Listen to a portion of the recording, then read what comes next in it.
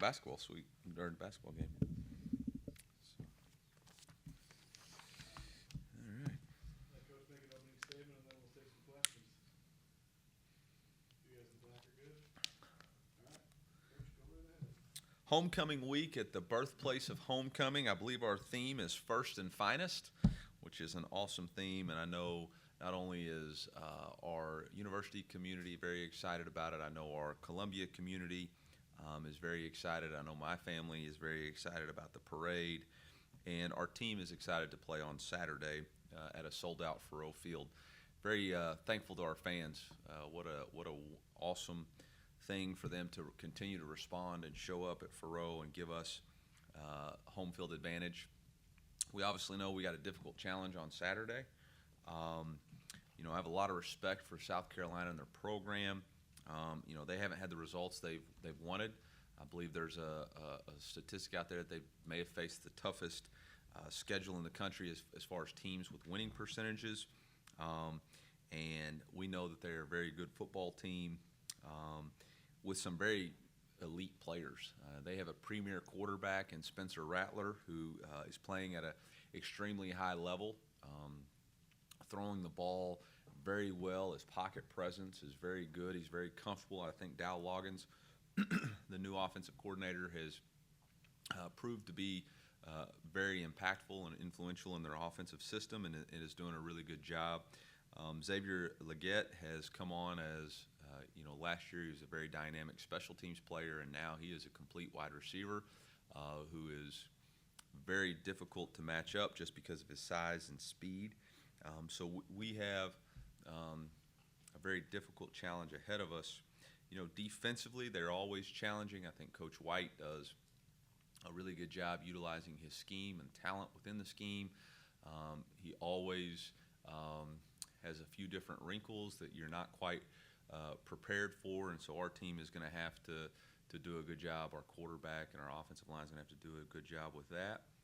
Pete Limbo, their special teams coordinator, is outstanding. They always present multiple challenges through fake punts, through going for two, through onside kicks, through multiplicity of returns and blocks. So, they do a really good job of getting the most out of their team and making it real difficult for your team. But for us and our team, it's really got to be about our process and being process-oriented. We can't be an emotionally driven team that relies on the emotional ups and downs of the team. I really challenge our guys to refrain from searching out the praise on social media and becoming numb to improvement. We really have to improve. And I think what happens is, you go looking for pats on the back instead of being critical or hard on yourself and saying, I need to be uncomfortable to continue to grow. And that's really what our team needs to do to have success this week. If you look back at the game, we didn't play particularly well in a lot of areas. Defensively, a really slow start. Did not fit the run well, did not adjust emotions well, did not have our eyes in the right opportunity or in the right places, and things that have to get fixed there. Offensively, we started extremely slow, turned the ball over, didn't run efficiently throughout the game, had to settle for field goals, didn't capitalize on takeaways.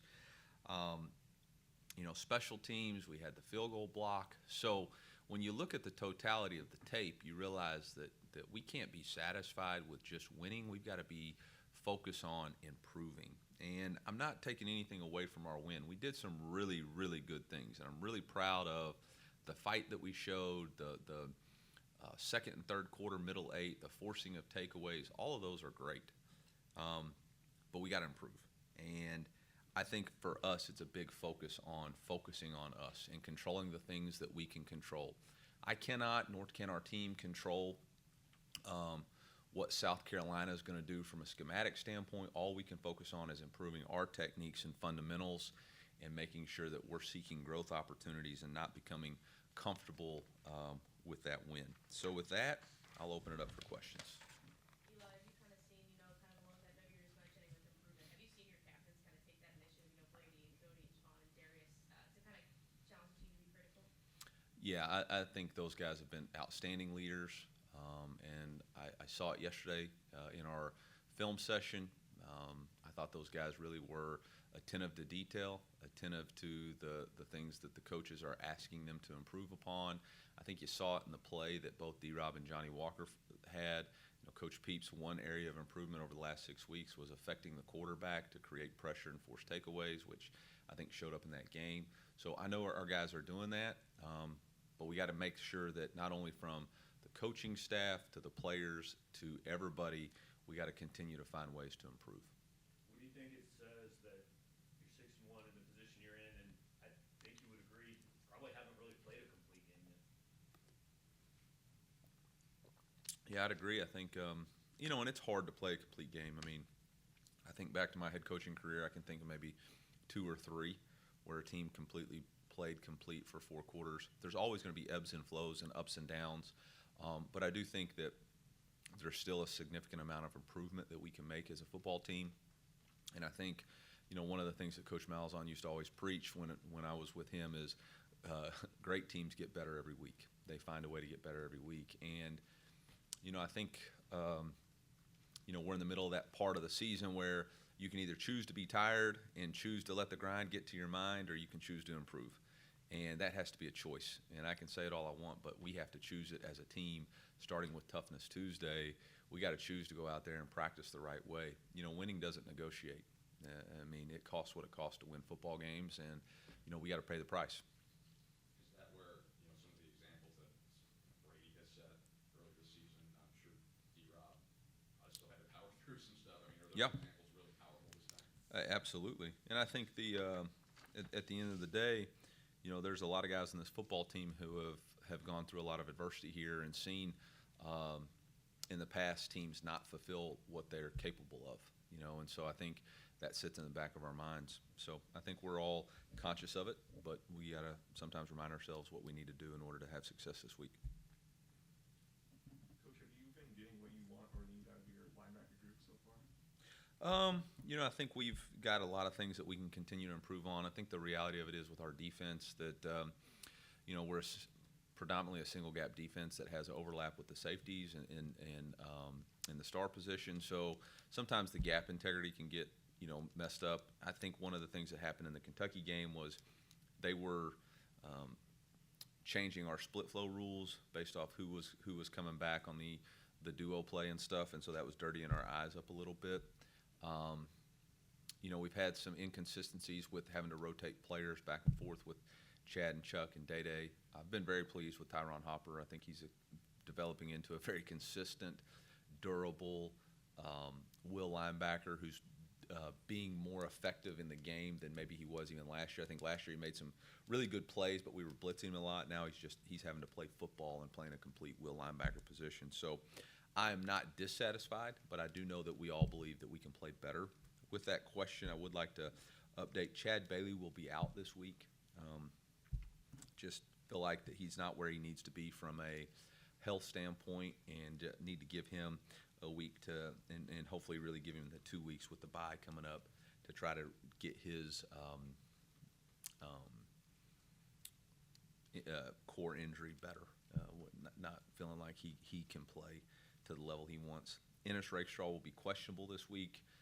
We'll see what he can do in practice the next 2 days and make a call towards the later part of the week. Cody Schrader would be questionable this week, wasn't able to finish the game with the quad, and I think that's really all I have from an injury update. Last year on homecoming, you said after the Vandy game, seeing a packed homecoming crowd makes you fall in love with the university and fan base all over again. Do you expect that to be the same case this Saturday?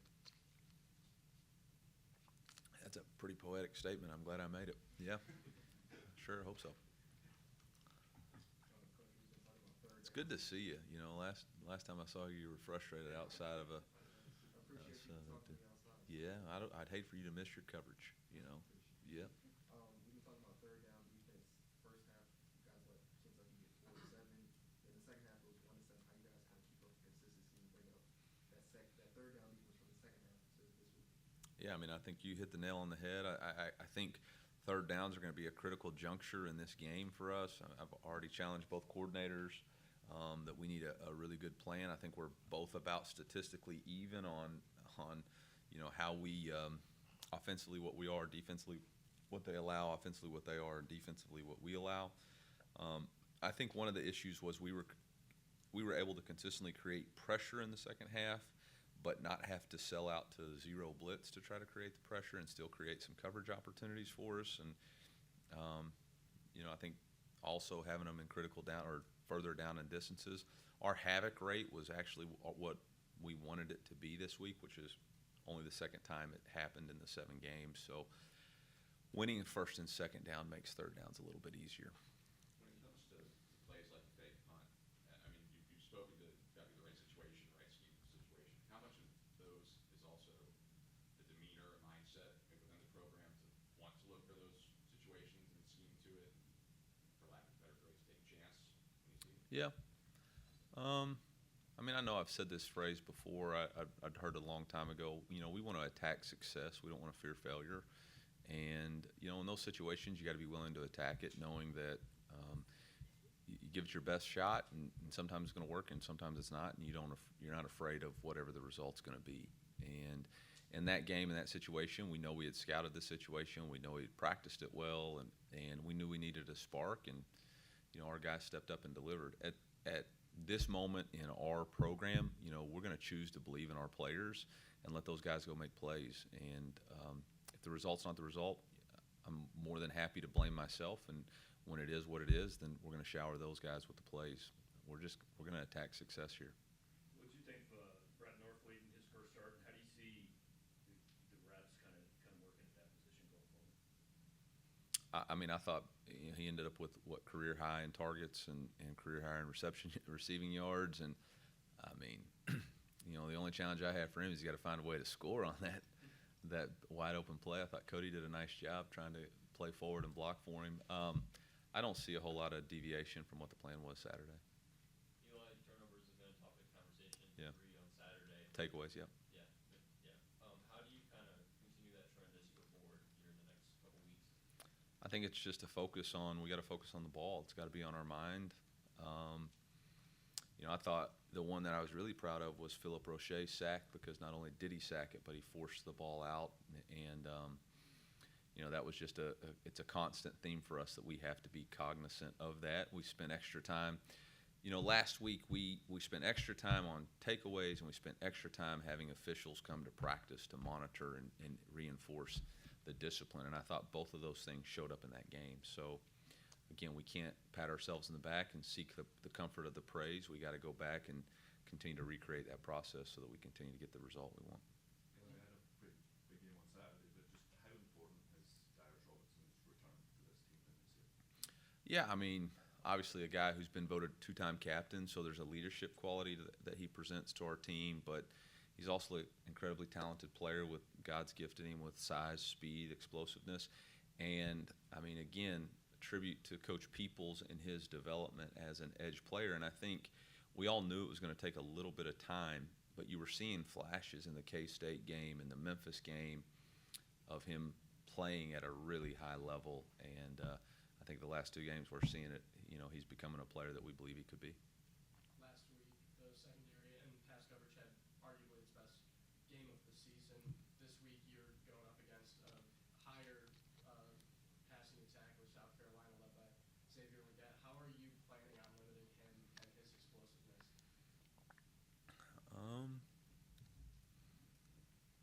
I don't know that there's a specific plan that's going to take shape. It's not necessarily just a combination of taking him away. You've also got to affect the quarterback. You also have to decide what runs are you willing to give into so that you can create double team opportunities for the wide receivers. When are we going to play the man-to-man and not provide help? I think it's a combination of all those. But defensively, we kind of set the tone. I think one of Coach Baker's strengths is he kind of sets the tone and makes offenses react to him. So I don't sense that he'll do anything a whole lot different. Talking about the secondary, a lot of snaps for Sidney Williams and Trevez Johnson on Saturday. Looking back at the tape, how'd you evaluate their performances? Yeah, I think one of the things that we were critical of ourselves of was just not letting our, we have a lot of depth there, and maybe we're playing some players just too much. Not from they weren't getting the job done. It's just sometimes you play better the fresher you are, both mentally and physically. And we really believe in Sydney and Trevez, and both of those guys have been playing a lot at a high level and have been playing multiple positions. So I thought everybody had some good and some bad that they got to take off the tape. But they're proven to be guys that we can trust to put on the field in multiple situations. Eli, I saw the news yesterday that obviously there might be some upgrades coming to some of the athletic facilities. I know that's official yet, but can you just speak to the investment Desiree's made since she's been here and how exciting that's been for Mizzou athletics? Yeah, I mean, I think it's a tribute to the board of curators, to Desiree's vision, and then the support of the president. All being in alignment, and look forward to seeing what that will be. When it's revealed. I'm obviously aware of those things, but I'm also in the middle of a season, so I haven't spent a whole lot of time trying to figure that stuff out. I trust our leadership and the vision of what they have, and whenever it's time to reveal it, it'll be like Christmas morning. Eli, with Luke Bauer, how do you handle a kid who loses out on a position battle out of camp where only one guy's going to play? How do you keep him engaged? And what did you see out of Luke, knowing that hey, you might need him even if he wasn't the starter week one? Yeah, I mean, I think we have two signs in our team room: improve every day makes us better, and embrace your role, put the team first. And I think those two signs kind of describe exactly what Luke did. Just because you are denied at that moment in time doesn't mean you're denied forever. You got to just go back to the process of working and improving, and when your opportunity is called, you take advantage of it. And I think that's the growth of our football team. It has really shown is that multiple players are doing that with their roles. I'll say this: Luke didn't on Tuesday. Luke didn't punt worth a darn. In fact, we yanked him out, put Riley in, yanked him out, and put Blake Craig in there, and was trying to challenge everybody. That we've got to be better. But we didn't lose confidence in him, and he didn't lose confidence in himself, and understands that you're going to face trials and tribulations, and you got to be mentally strong, and you got to focus on your technique and fundamentals and deliver in the right moments. And that's what he did. Coach, what's the impact you're starting to see from this group of freshmen? Well, there's a play midway through I think it was the second or third quarter, and I think we had six freshmen or five freshmen on the field. So I think this class has been very effective. They're made of the right stuff. I've been very impressed with their mentality, whether they're on the show team or getting reps. I think the foundation is really strong, and I think we're clearly identifying guys that we know can help us. Recruiting has shifted so much from balancing how to build a roster with high school transfer and junior college plus your own player retention, and I think we're starting to kind of figure that match out. We knew in this class, whether it wasn't ranked very high because we didn't take a whole lot of high school players, but when you looked at the individual players alone, we knew we had some really, really talented guys, and that's showing up. I mean, I think we've played 8 already that aren't going to redshirt, and I anticipate there's probably 3 more that will get that many plays that make it worthwhile. So it's pretty good. Coach, schematically, what did South Carolina do offensively, defensively that you guys had to prepare for? Yeah, I mean, offensively, their scheme is multiple. It's pro style offense with a little spread flavor. I think Dow's kind of adopted the best of what he's been around. He's got his NFL background with Adam Gase and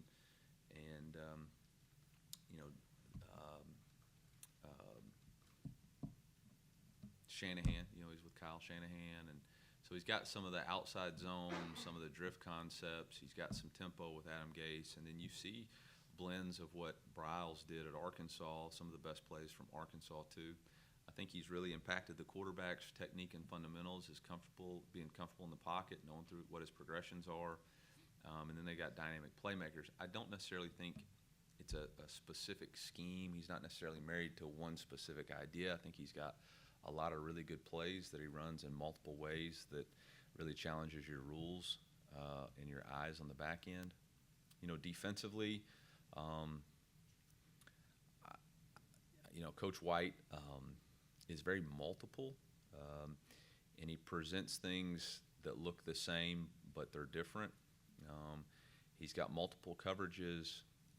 He's got 3 safeties that are interchangeable, whether it's the nickel, free safety, or field safety. And then his defensive line can play both odd and even fronts and get after you in a lot of different ways. So, again, I think it's the multiplicity of what they do that creates the challenges. South Carolina ranks, I believe, last in passing yards allowed in the nation. What factors have caused them to kind of struggle in that department? Yeah, I don't really look at the statistics. Like I don't get caught up in statistics. I just watch the tape, and look on just about every play. That there's not very many times when players are just running wide open, right? Sometimes it's the quarterback from North Carolina makes an unbelievable throw, or they make a great catch, or there's 2 4th downs in the last drive of the game that Florida throws balls that are well short of the down marker, and they just miss tackles. So I think it's a combination of some of those players making great plays, playing against really talented quarterbacks, and we've always said there's no defense for the perfect throw, but it's also sometimes yards after catch opportunities. And again, they have played one of the most difficult schedules in the country. I mean, they played 2 top 10 teams, right? They played at Georgia. They played a neutral site game versus North Carolina. Played a top 20 Tennessee team. Just played Florida. So it's not like they haven't been challenged by elite players. So I don't think they're that far off. So again, our team doesn't care about statistics. We don't care about the record. We judge them individually for who they are and what they've done, and they've got good schemes and really good players. When you looked back at the film on Saturday, was Kentucky clearly kind of going in and saying, taking away the big play? And what did you learn about your offense that they were able to, do what they did despite not having a ton of explosive plays on Saturday? Yeah, I was proud of the way our guys responded to the adversity of not being able to be as explosive as we would like to have been offensively. And I think, we as a staff challenged ourselves. Maybe there were some things that we needed to do better in the game planning preparation or in some things, again, internally that maybe aided in that factor. So I think, again, proud of our team, proud of our staff for finding a way to win and overcoming those challenges, but also took it as a learning opportunity for us to say, okay, there's some things here that we didn't do that we can't allow to happen on the road again. And so, I would think it's kind of a combination. You mentioned that Luther's matured a lot over the last year. Are you kind of seeing that in his response to not his best day on Saturday, kind of bouncing back? Yeah, I mean, honestly, what does it mean not his best day? Like, what do you mean? He didn't have 100 yards? Again, we don't get caught up in statistics. We get caught up in winning and losing football games.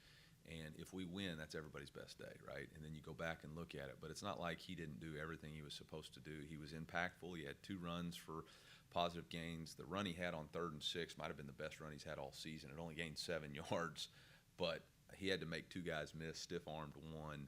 He had the 2 catches right before half that got us into you're not always going to have a 100-yard game as much as we would like for it to be. So, and other players step up, and I think, so as long as we win, he's very excited. He's the least selfish player I know and have been around. I think he was more excited for Theo Weiss catching the touchdown ball at the end of half than anybody. He was running on the field when Marquise caught the fake punt. So, I don't see that he didn't have his best day. I think, other people stepped up. So it's not a. Eli, outside of Cody Schrader's touchdown run, he had 2.7 yards per carry, I think. How do you kind of continue to improve and work out that run game to kind of establish it as you get into the gauntlet of SEC? Yeah, I mean, I think, again, it goes back to the very first thing I said where, in my opening statement, where I don't think we actually played that well. but we won. But we have to go back and be critical of we didn't maybe have our best stuff schematically, or didn't necessarily put our players in position, or we didn't finish blocks the way, or didn't create the right angles. So we got to go back and take a look at it. A lot of that is a tribute to them and their style of defense. I think last year I went back and watched that game, and it was an abomination. I think we had like 237 yards against them. So, they're pretty good. And when you play a good team on short fields a lot, we didn't have to drive the ball a ton. Good thing, because we didn't really drive it consistently very much. And it's going to happen. But when we needed to run it at the end, we found a way to. But, yeah, we got to improve. Thanks, guys. Yep.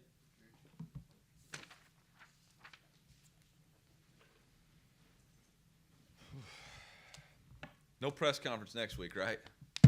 No 9 straight weeks? No bye week press conference? Sorry to miss y'all next week, guys.